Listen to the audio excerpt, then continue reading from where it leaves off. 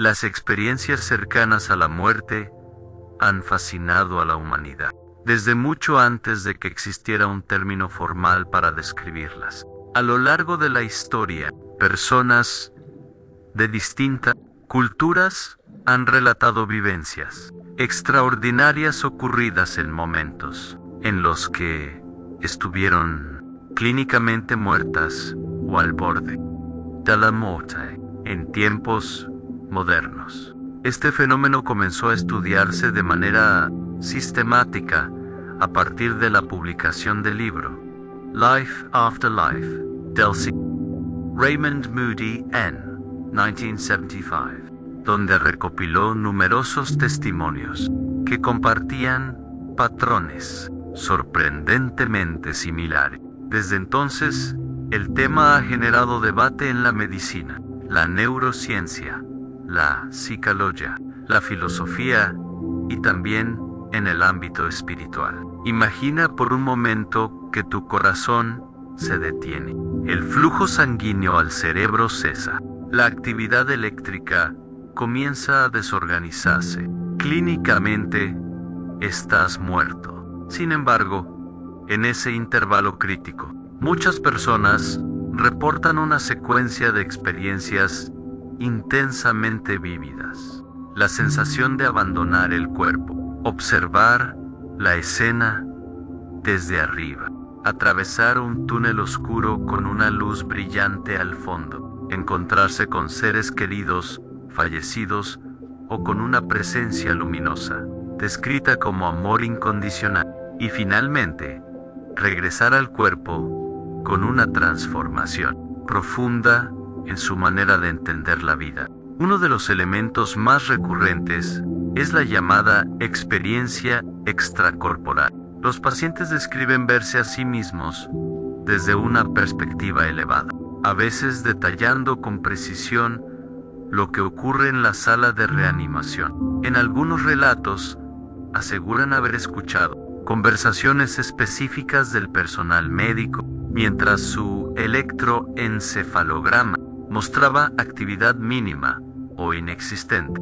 Este punto ha sido especialmente controversial, porque plantea una pregunta central: ¿puede la conciencia operar independientemente del cerebro? Desde el enfoque neurocientífico, la hipótesis dominante sostiene que estas experiencias son el resultado de procesos cerebrales extremos bajo condiciones de hipoxia, es decir, falta de oxígeno. Cuando el cerebro sufre privación de oxígeno, se producen alteraciones en el lóbulo temporal y en la unión temporoparietal, regiones implicadas en la percepción del yo y la integración sensorial. Experimentos han demostrado que la estimulación eléctrica de estas áreas puede inducir sensaciones similares a salir del cuerpo. Además, la liberación masiva de neurotransmisores como la dopamina y la serotonina, junto con endorfinas y posiblemente dimetiltriptamina endógena, podría explicar la sensación de euforia y paz intensa. Sin embargo, los defensores de una interpretación más trascendental argumentan que las explicaciones puramente neuroquímicas no capturan la totalidad del fenómeno. Señalan casos documentados en los que pacientes describieron detalles verificables que, en teoría, no podrían haber percibido desde su posición física.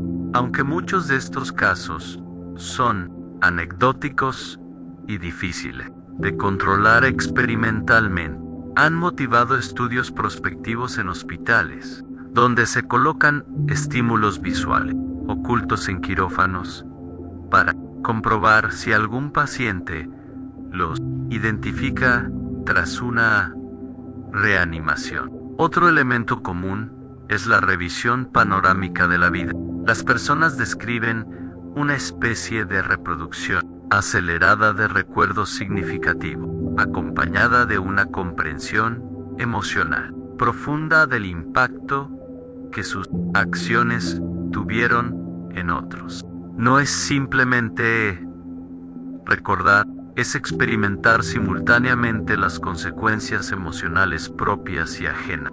Desde la psicología cognitiva, esto podría relacionarse con la activación masiva de redes menésicas bajo estrés extremo. Desde una perspectiva espiritual, se interpreta como una evaluación moral previa a una transición hacia otra dimensión. Las diferencias culturales también son relevantes.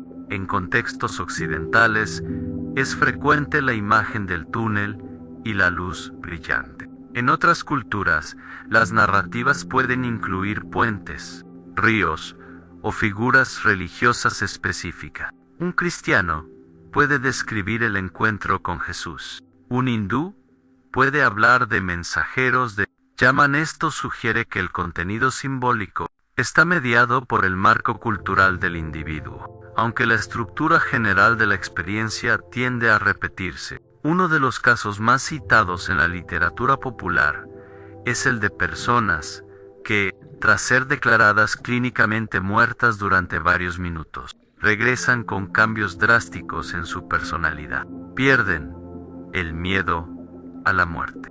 Desarrollan empatía. Reducen su interés por el materialismo y reportan un sentido de propósito más claro. Estos cambios a largo plazo son consistentes en múltiples estudios cualitativos. Incluso investigadores escépticos reconocen que, independientemente de la explicación última, el impacto psicológico es real y profundo. Es importante diferenciar entre muerte clínica y muerte biológica irreversible. La muerte clínica ocurre cuando cesan el latido cardíaco y la respiración, pero aún existe una ventana de tiempo en la que la reanimación es posible. La muerte biológica implica daño celular irreversible, especialmente en el cerebro. La mayoría de las experiencias cercanas a la muerte se sitúan en esa zona liminal, entre ambos estados. En 2014, el estudio AWARE, liderado por el Dr. Sam Parnier, intentó evaluar científicamente la conciencia durante la reanimación cardíaca. Aunque los resultados no confirmaron de manera concluyente que la conciencia opere independientemente del cerebro, sí mostraron que algunos pacientes reportaron experiencias estructuradas durante periodos en los que no se esperaba actividad consciente. Esto mantiene abierta la discusión. Desde el punto de vista fisiológico, cuando el corazón se detiene, el cerebro no se apaga instantáneamente. Estudios en modelos animales han mostrado picos breves de actividad gamma después del paro cardíaco, lo que sugiere una posible tormenta neural final. Algunos investigadores proponen que esa actividad caótica podría generar experiencias intensamente vívidas y coherentes en un lapso muy corto de tiempo subjetivo, aunque objetivamente sean solo segundos. Pero hay un elemento que desafía esta explicación puramente reductiva: la claridad mental reportada. Muchas personas describen una lucidez superior a la conciencia ordinaria, sin confusión ni fragmentación. Si el cerebro está fallando, ¿por qué la experiencia no es caótica sino estructurada y significativa? Esta es una de las preguntas centrales del debate. La filosofía de la mente entra aquí con fuerza. El materialismo sostiene que la conciencia es un producto emergente del cerebro. Si el cerebro deja de funcionar, la conciencia cesa. En cambio, posturas dualistas o no reduccionistas plantean que la conciencia podría ser una entidad fundamental no completamente dependiente del sustrato físico. Las experiencias cercanas a la muerte se convierten entonces en un campo de prueba para estas teorías. También existen explicaciones psicológicas basadas en mecanismos de defensa ante una amenaza extrema. La mente podría generar una narrativa consoladora para reducir el terror. El túnel y la luz representarían una transición simbólica hacia seguridad. La sensación de amor incondicional sería una respuesta neuroquímica diseñada para amortiguar el sufrimiento. No obstante, incluso si aceptamos que el cerebro produce la experiencia, eso no la vuelve trivial. El hecho de que el sistema nervioso pueda generar una vivencia tan coherente en condiciones límite revela algo profundo sobre la arquitectura de la conciencia humana. Tal vez estas experiencias no demuestren la vida después de la muerte, pero sí iluminan la naturaleza de la vida antes de morir. Hay testimonios que describen una frontera o límite, una puerta, un río, una línea, y al cruzarla, dicen, ya no sería posible regresar. Este elemento aparece repetidamente, como si existiera una estructura narrativa común inscrita en la psique humana. Desde la antropología, podríamos relacionarlo con los ritos de Pasoan, separación, transición y reincorporación.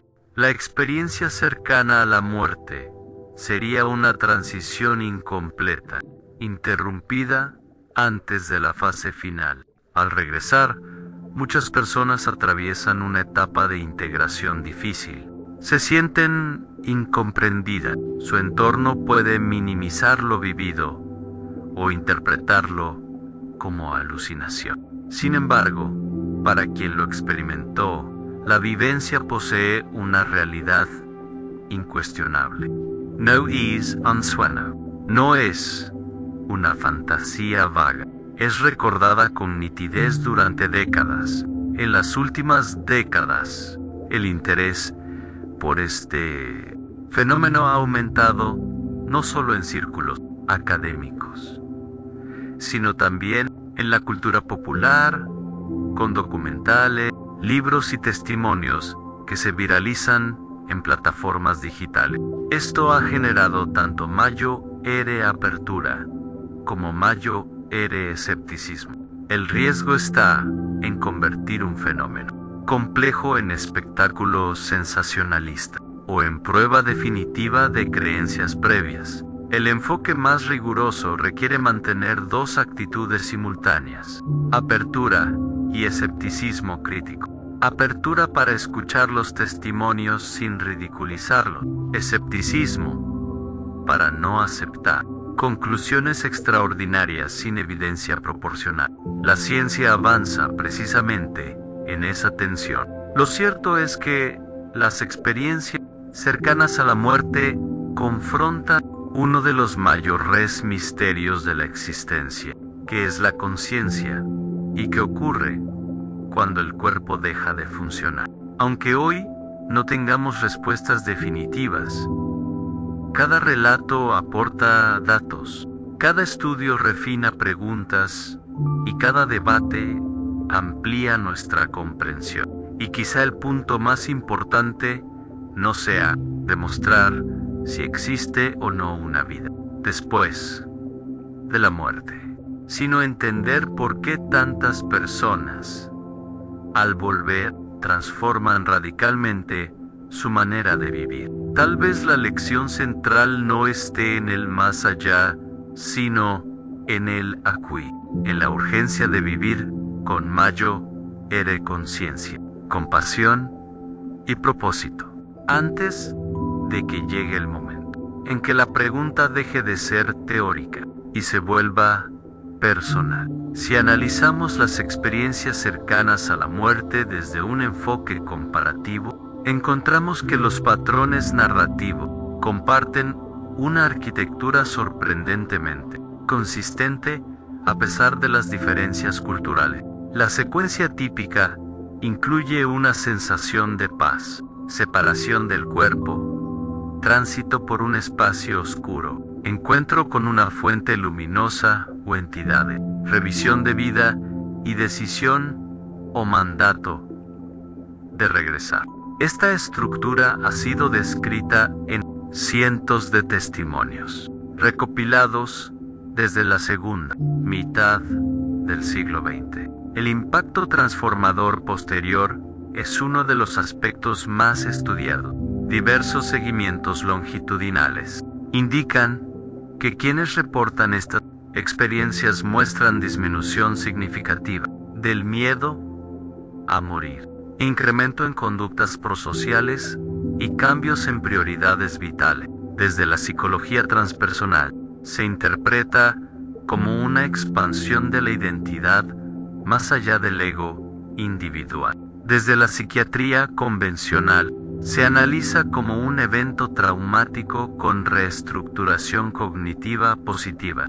Existe también el fenómeno de las experiencias negativas o angustiantes, menos difundidas, pero documentadas. Algunas personas describen sensaciones de vacío, aislamiento o incluso escenarios perturbadores. Esto rompe la idea simplificada de que todas las experiencias son placenteras y sugiere que el contenido puede variar según el estado emocional previo, las creencias o factores neurobiológicos. En términos clínicos, es fundamental no patologizar automáticamente a quien relata una experiencia cercana a la muerte. No equivale a psicosis ni necesariamente implica trastorno mental. La distinción radica en la capacidad del individuo para integrar la experiencia sin perder contacto con la realidad consensuada. Muchos pacientes necesitan espacios terapéuticos donde puedan narrar lo ocurrido sin juicio. Un punto particularmente debatido es la temporalidad. Las experiencias parecen extensas y detalladas, pero podrían ocurrir en lapsos extremadamente breves desde el punto de vista neurofisiológico. El cerebro humano es capaz de generar percepciones complejas en fracciones de segundo. Esto complica la interpretación literal del tiempo transcurrido durante el paro cardíaco. Algunos investigadores proponen modelos basados en teoría cuánticas de la conciencia, aunque estas hipótesis son altamente especulativas y carecen de evidencia empírica sólida. Otros sugieren que la conciencia podría ser un proceso distribuido que no se extingue instantáneamente con la cesación del latido. Sin embargo, ninguna de estas propuestas ha alcanzado consenso científico. Lo que sí sabemos con mayor certeza es que la muerte no es un evento instantáneo, sino un proceso. Hay una secuencia de fallos sistémicos que pueden extenderse por minuto. En Morgan, la actividad cerebral puede fluctuar de maneras que apenas comenzamos a comprender gracias a tecnologías de monitoreo más avanzadas. También es relevante considerar el papel de la memoria reconstructiva. Los recuerdos no son grabaciones exactas, son reconstrucciones influenciadas por expectativa, relatos previos y significados personales. Esto no invalida la experiencia, pero obliga a analizarla con rigor metodológico. A nivel filosófico, las experiencias cercanas a la muerte reavivan preguntas clásicas sobre la identidad personal. Si la conciencia puede experimentarse como separada del cuerpo, ¿qué define el yo? ¿Es el cerebro un generador o un receptor de conciencia? Estas cuestiones han sido debatidas desde Platón hasta la neurociencia contemporánea, y el fenómeno actualiza esa discusión en un contexto empírico. En última instancia, el estudio de las experiencias cercanas a la muerte no solo trata sobre lo que ocurre al borde del final, sino sobre la naturaleza misma de la experiencia consciente. Nos obliga a examinar los límites de nuestras teorías, a reconocer lo que aún ignoramos y a mantener una postura intelectualmente honesta frente a un misterio que toca la dimensión más íntima del ser humano. Tal vez la mayor contribución de este fenómeno no sea proporcionar evidencia definitiva de un más allá, sino recordarnos la fragilidad y el valor de la hora. Porque independientemente de la interpretación que adoptemos neurobiológica, psicológica u espiritual, el hecho es que quienes regresan suelen vivir con mayor intensidad y sentido. Y esa transformación, verificable en conductas y decisiones concretas, es un dato tan real como cualquier medición clínica. Así, las experiencias cercanas a la muerte